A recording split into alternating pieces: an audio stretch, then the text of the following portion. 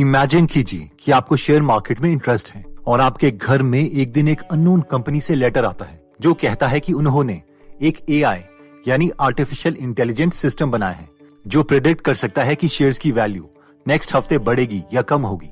और एग्जाम्पल के लिए वो आपको एक कंपनी का शेयर का प्राइस भी बताते हैं कि नेक्स्ट वीक उसका शेयर प्राइस इंक्रीज होने वाला है। आप इस लेटर पे ध्यान नहीं देते, obviously it can be a fraud, और आप अपने नॉर्मल रूटीन में लग जाते हैं।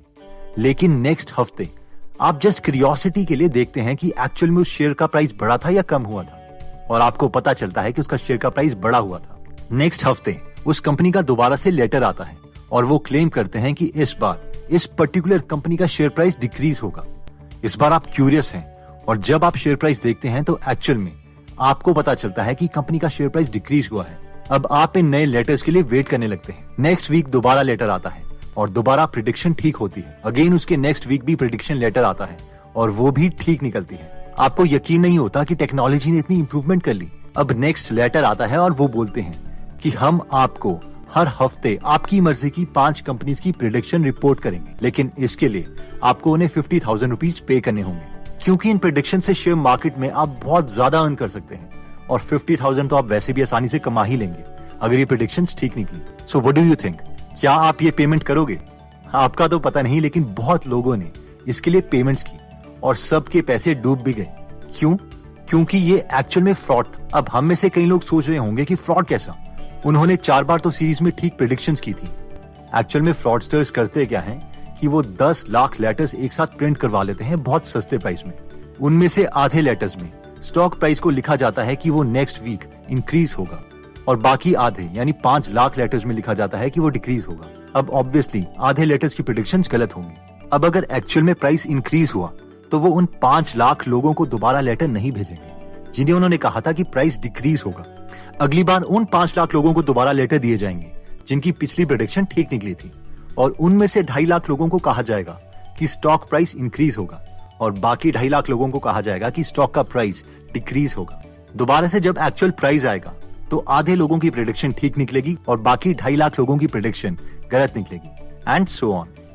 अब अगर इस प्रोसेस को 4 बार रिपीट किया जाएगा तो शुरू में जो उस कंपनी ने 10 लाख लेटर्स भेजे थे उनमें से 62,500 ऐसे लोग होंगे जिन्हें लगातार 4 हफ्ते तक ठीक प्रेडिक्शंस मिली होंगी, और उनमें से एक आप थे और इसलिए शायद आपने इसके लिए पेमेंट भी कर दी। इस स्टोरी से लर्निंग ये है कि बहुत बार ऐसी चीजें होती हैं जो रैंडम होती है, लेकिन हम उसे सक्सेस समझ लेते हैं और खुद का ही बेवकूफ बनाने लगते हैं। लेकिन सक्सेसफुल लोग हमेशा से चले आ रहे प्रिंसिपल्स पर फोकस करते हैं। उन प्रिंसिपल्स में सबसे पहला प्रिंसिपल कहता है कि सक्सेसफुल पीपल परसिस्ट। आजकल आप किसी का भी फेवरेट रोल मॉडल पूछ लो तो मैक्सिमम लोगों का जवाब एक ही होता है, इलॉन मस्क। और ऑब्वियसली उन्होंने SpaceX, Tesla, boring company, open AI, Neuralink जैसी कंपनीज भी बनाई हैं और रॉकेट्स को वापस वर्टिकल लैंड भी करवाया है।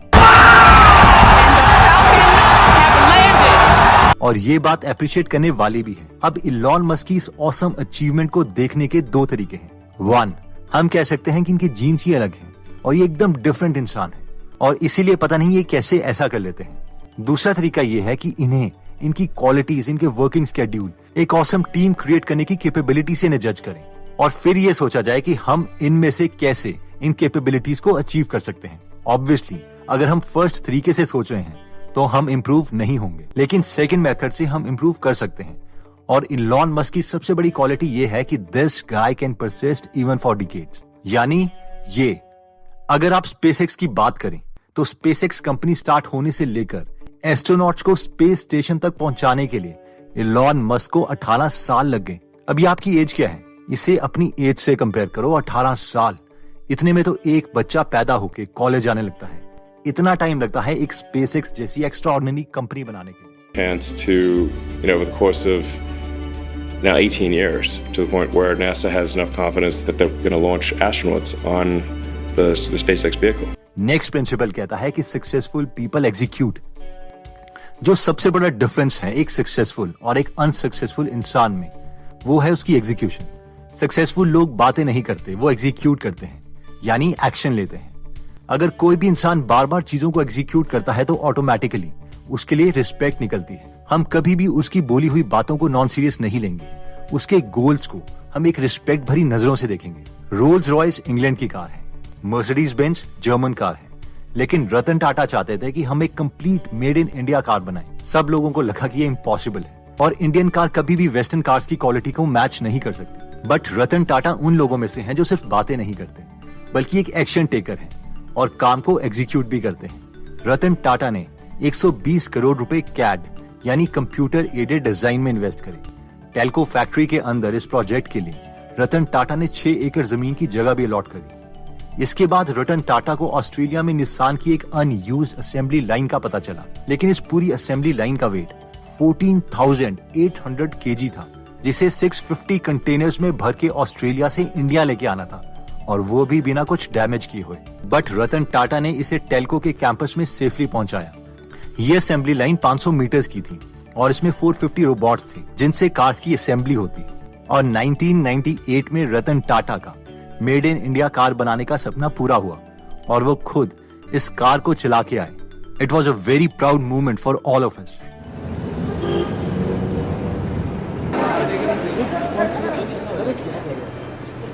नेक्स्ट प्रिंसिपल कहता है, सक्सेसफुल लोगों की नेक्स्ट सुपर क्वालिटी कहती है कि they are willing to learn.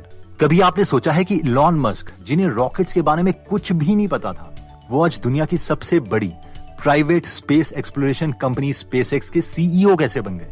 उस कंपनी के सीईओ जिसकी मार्केट वैल्यू अप्रोक्सीमेटली $100 बिलियन है और खुद इलॉन मस्क जो कि दुनिया के सबसे अमीर आदमी हैं, उनकी नेटवर्थ करीबन $185 बिलियन है।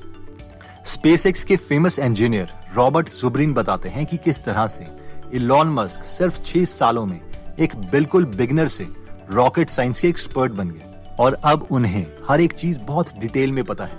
I mean almost everything in rocket science. तो अब नेचुरल सवाल ये आता है कि उन्होंने लर्निंग कैसे स्टार्ट की। मान लीजिए आपको भी रॉकेट्स के बारे में कुछ भी नहीं पता और आपको अमेरिका की गवर्नमेंट स्पेस एजेंसी नासा के साथ कम्पीट करना है, तो आप रॉकेट साइंस कैसे लर्न करोगे? जब इलॉन मस्क से पूछा गया कि उन्होंने खुद रॉकेट साइंस के बारे में कैसे पढ़ा, तो इलॉन ने जवाब दिया कि उन्होंने रॉकेट साइंस के ऊपर बहुत सी बुक्स पढ़ी और बहुत से स्मार्ट लोगों से बात करी। यानी उन्होंने इसकी कोई डिग्री नहीं ली थी, जिस पर इंटरव्यूअर बहुत ज्यादा हैरान हुए। And then I read a lot of books and talked to a lot of smart people. You're self-taught? Yeah. तो दोस्तों, इस इंपॉर्टेंट वीडियो की लर्निंग को जल्दी से दोबारा रिवाइज कर लेते हैं। सबसे पहले हमने शेयर मार्केट प्रेडिक्शन की स्टोरी देखी थी, जिसमें हमने देखा था कि कैसे हम कई बार रैंडमनेस को सक्सेस का नाम दे देते हैं। रियल सक्सेस रियल क्वालिटी से आती है, जिसमें सबसे पहले क्वालिटी हमने देखी थी परसिस्ट।